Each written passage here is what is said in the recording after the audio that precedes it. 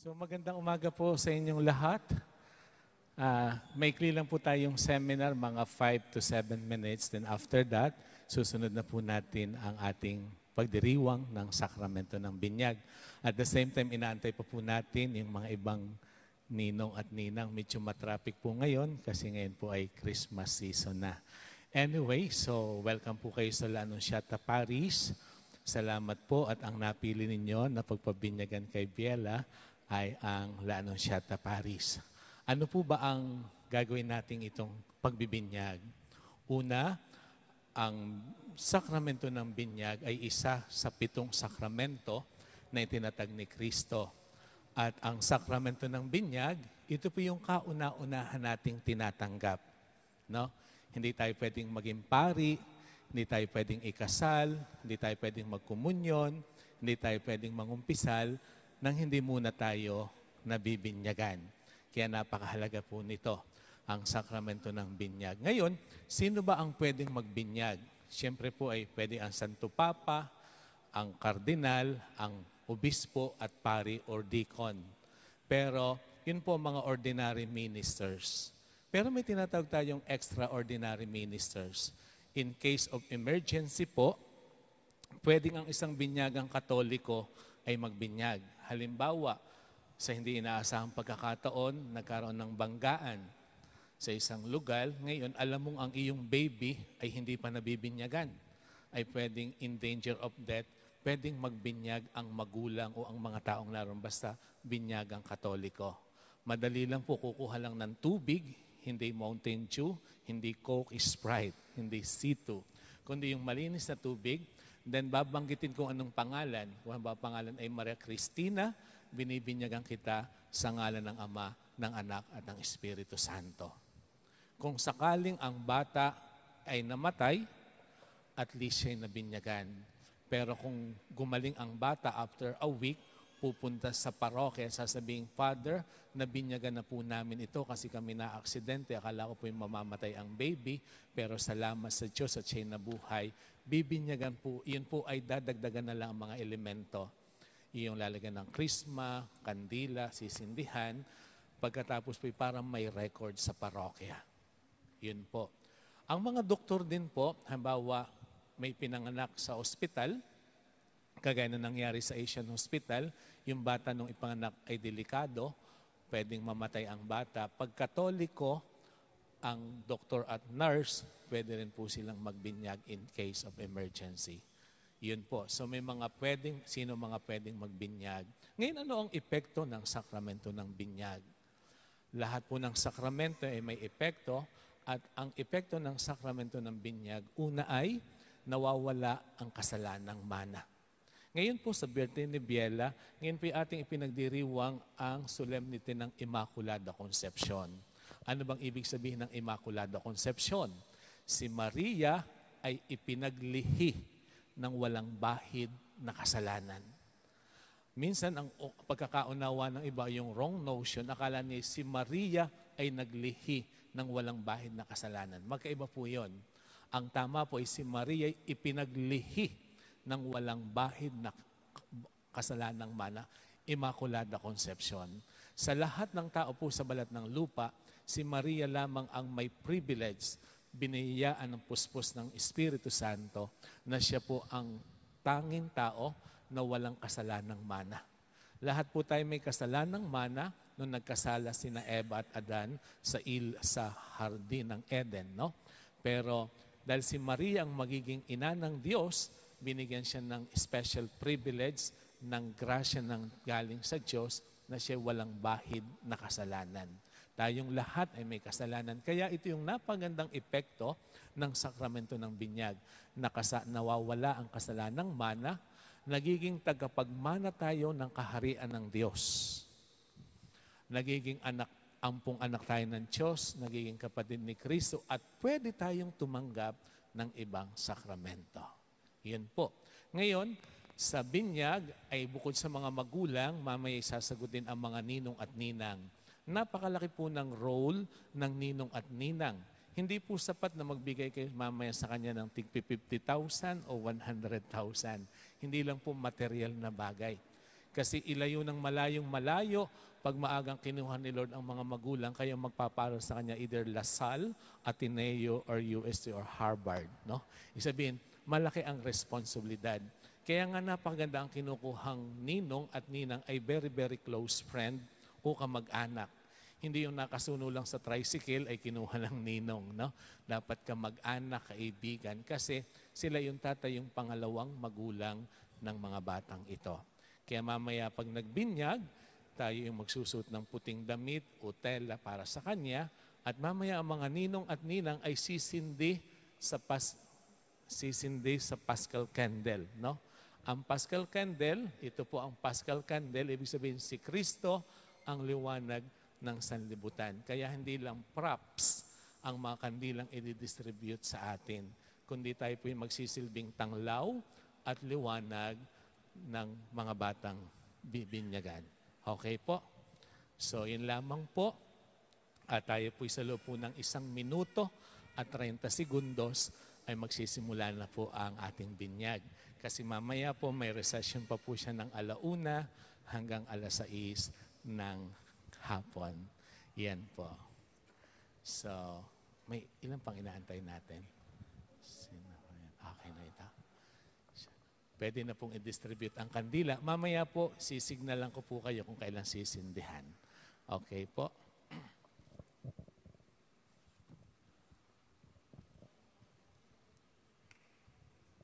So, pwede na po tayong magsitayo at sisimulan na po natin ang pagdiriwang ng sakramento ng binyag.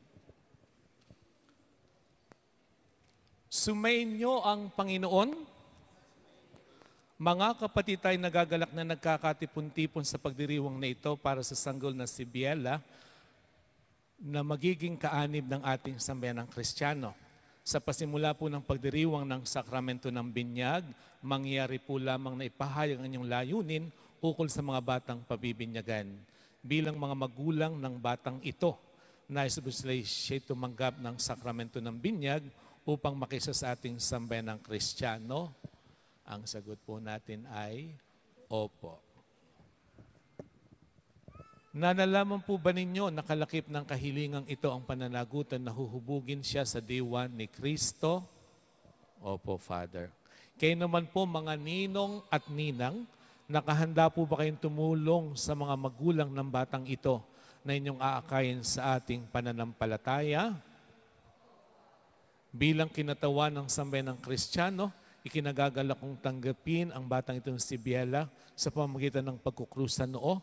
Kaya naman inanya ko ang kanyang mga magulang na kukrusan din sa noo ang batang ito.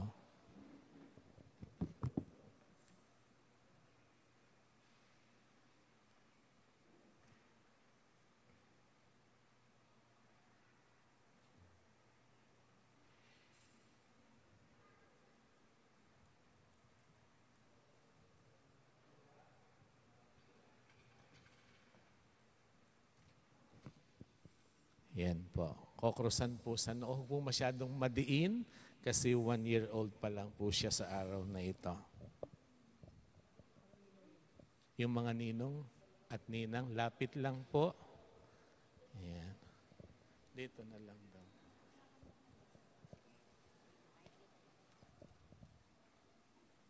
Yan. Very good.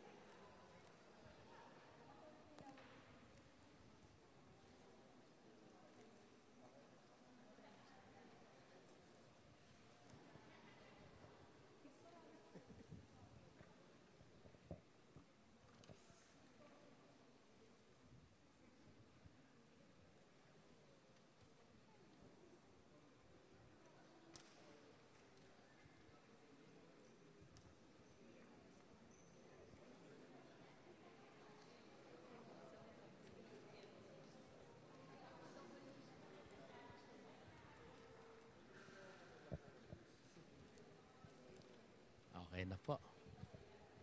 Yan. Sumainyo ang Panginoon, ang pagpapahayag ng mabuting balita ng Panginoon ayon kay San Marcos. Papuri sa iyo, Panginoon. May nagdala ng mga bata kay Jesus upang hilinging ipatong niya sa mga ito ang kanyang kamay. Ngunit pinagwikaan sila ng mga alagad. Nagalit si Jesus nang makita niya ito at sinabi sa kanila, pabayaan niyong lumapit sa akin ang mga bata at huwag niyo silang sawayin, sapagkat sa mga tulad nila maghahari ang Diyos. Ito ang tanda ninyo, ang sino mang hindi tumanggap sa paghahari ng Diyos tulad ng isang maliit na bata ay hindi niya mapapabilang sa mga pinaghaharian niya. At kinalong ni Jesus ang mga bata, ipinatong ang kanilang kamay at sila'y pinagpala. Ang mabuting balita ng Panginoon. Pinupuri ka namin, Panginoong Heso Kristo. Yan. Kanina po ay ginawa natin ang pagkukrus sa noo. Ito yung unang pagbabasbas ninyo sa mga inaanak. Kaya po pag sa darating na Pasko, pag inyong nakita, kahit wala kayong pambigay na pera, ang mahalaga ay babasbasan niyo ang inyong inaanak. Ano po? Okay. Panalangin ng bayan. Mga kapatid, halina't lumug tayo sa puong may kapal upang magilo niyang kalingain ang batang ito na si Biela. At bilang mga magulang at ng mga ninong at ninang ng sambayanang ito, ang ating itutugon sa bawat panalangin. Panginoon, dinggin mo ang aming panalangin. Makikiulit po. Panginoon, dinggin mo ang aming panalangin para sa banal simbahan ng ating lupain upang sa papatnubay ni Pedro Pastol na banal at San Pablong tagapangaral, masipag niyang ipalaganap ang mabuting balita sa ating kapuluan at sa iba't ibang bansa. Manalangin tayo sa Panginoon.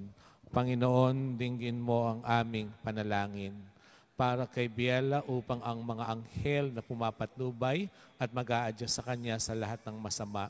Panginoon, manalangin tayo sa Panginoon. Panginoon, dinggin mo ang aming panalangin. Para sa mga anak o mag-anak upang mamalagi silang tapat sa kanilang mga pangako sa binyag, alinsunod sa mga halimbawa ng banal na mga anak ni Jesus, Maria at Jose, sila'y manatiling matapat sa ating pagmamalasakit sa isa't isa. Panginoon, manalangin tayo sa Panginoon. Panginoon, kawaan mo kami. Para sa mga ninong at ninang, upang patnubayan kay San Juan Bautista ang ating patron, na magampanan natin ang tungkuling tuwangan ang mga magulang ng batang ito. Sa paghubog sa kanilang mga inaanak, manalangin tayo sa Panginoon. Panginoon, dinggin mo ang aming panalangin. Ama naming makapangyarihan, kusang loob kang nagmahal sa amin, kaya't sinugo mo ang iyong anak upang kami masadlak sa paninil ng sala at bigyan ng laya. Sa tatak ng krus na banal, loobin po ang batang pabibinyagan ay maging malaya sa pagkaalipin na bunga ng pagsuway ng nilikha ng unang tao. Lokoban nawa siya ng banal na spirito upang siya mapuspos ng diwa ng muling pagkabuhay ng iyong anak. Inululuhog namin ito sa pamamagitan ni Jesucristo kasama ng Espiritu Santo magpasawalang hanggan. Sa kapangyarihan ng ating tagapagligtas na si Jesucristo, ikaw ay magpakatatag ngayon at magpasawalang hanggan. Amen. Minamahal kong mga magulang, mga ninong at ninang, nung tayo binyagan tayo na libing nakasama ni Kristo upang kasama tayo makabangon sa panibagong buhay bilang tanda ng ating pananagutan sa paghubog sa inyong inaanak ayon sa banal na aral, atin ngayong sasariwan ng ating ipinangako sa binyag na tatalikuran ang lahat ng kasamaan at kasalanan. Mga magulang, mga ninong at ninang, itinatakwil po ba niyo si Satanas? Itinatakwil po ba niyo ang kanyang mga gawain? Itinatakwil po ba ang kanyang panghihikayat sa masama? Pagpapahayag ng pananampalataya. Mga magulang, mga ninong at ninang, sumasampalataya ba kayo sa Diyos amang makapangyarihan sa lahat na may gawa ng langit at lupa? Opo, sumasampalataya kami. Sumasampalataya ba kayo kay Jesucristo, ang iisang anak ng Diyos, Panginoon natin, ipinanganak ni Santa Maria ang Birhen, ipinako sa krus, namatay, inilibing, muling nabuhay at naluklok sa kanan ng Diyos Ama? Opo, sumasampalataya kami. Sumasampalataya ba kayo sa Espiritu Santo, sa Banal na Simbahang Katolika, sa kasamahan ng mga banal, sa kapatawaran ng makasalanan, sa pagkabuhay ng namatay at sa buhay na walang hanggan? Opo, sumasampalataya kami. Ito ang ating pananampalataya.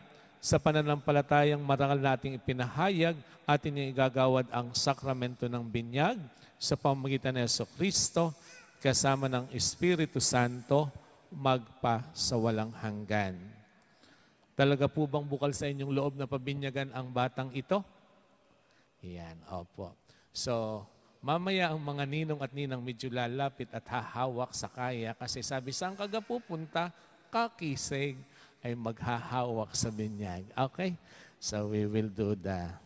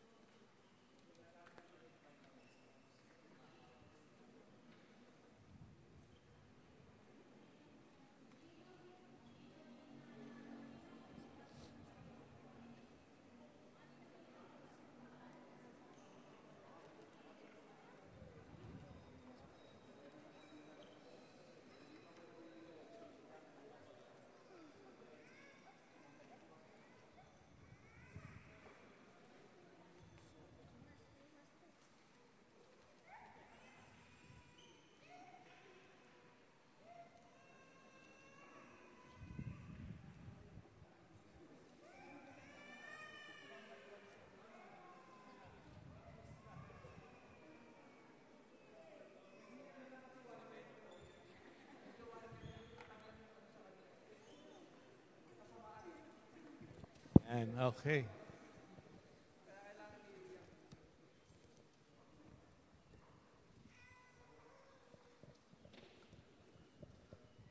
Ngayon, naganap na ng ating Ama, ang Panginoong Jesucristo, ang muling pagsilang sa tubig sa Espiritu. Ang pagpapahid ng langis ay nagpapakilala ng paglukob ng Espiritu Santo sa muling isinilang sa binyag. Maging matatag nawa si Alona Biela sa kanyang pakikisa kay Kristong Hari, Pari, Propeta, ngayon at magpa sa walang hanggan. Amen. Ang damit pambinyag o puting panyo ay ilalagay.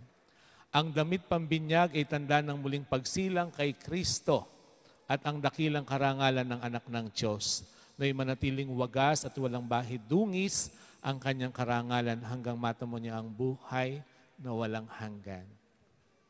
Meron po yung puting damit o panyo. Yan.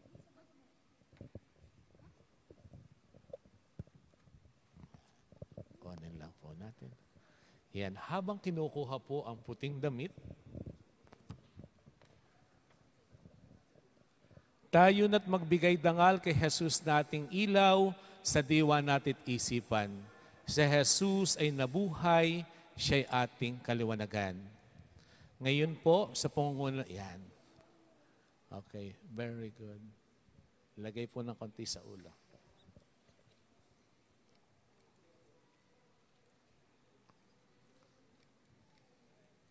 Ang ilaw na ito, yan.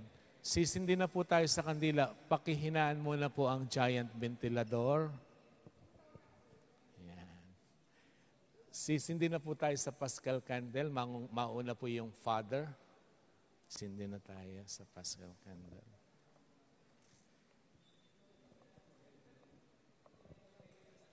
Yan. Ang ilaw na ito, ang tanda, ang liwanag ni Kristo na tinanggap ng mga bagong binyag sa tulong ng mga magulang, mga ninong at ninang. Naway mag-alab ito sa kanilang puso at diwa hanggang sa pagbabalik ni Kristong aming Panginoon. Yan. Bago sisindi po sila, yung mga ninong at ninang, sindi rin po kayo. Yan. Share the light.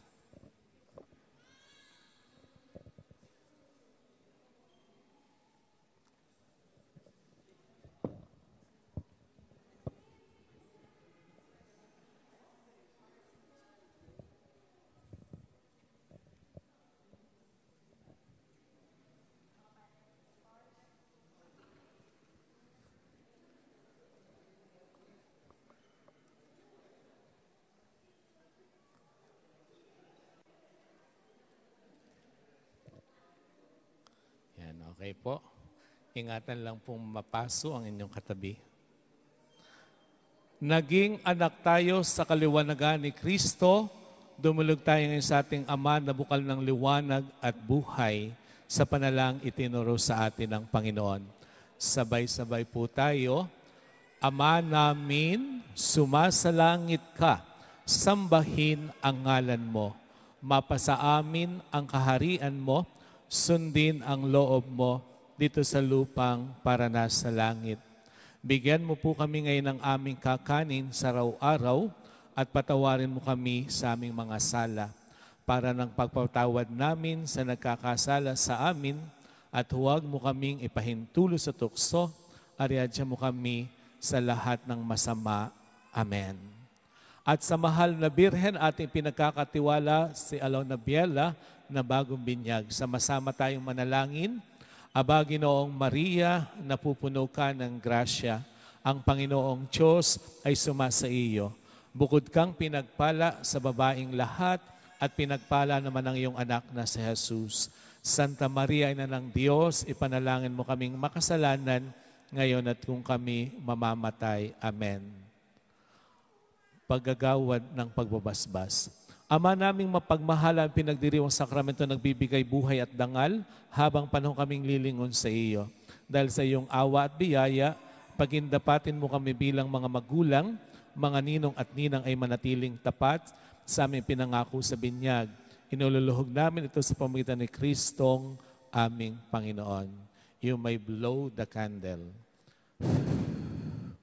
Pwede nang lakasan uli ang giant ventilador. Sumayin niyo ang Panginoon at pagpalain po tayong lagi ng mabuuin at mapagmahal na Diyos, ang Ama, ang Anak at Espiritu Santo. Ang pagdiriwang po ng binyag ay natapos na. Humanda na po kayo sa picture taking. Tuloy sa reception ang lahat ng imbitado at ang regalo ay huwag kakalimutan. At sana rin po ay magregalo kayo sa La Anunciata Paris para po sa lalo pang pagpapaganda ng ating parokya. Salamat po sa pagtangkilik sa La Anunciata Paris. Sa mga gusto pong magpakasal, tumatanggap po kami ng mga ikakasal at bibinyagan sa parokya. Palakpakan natin ang Panginoon.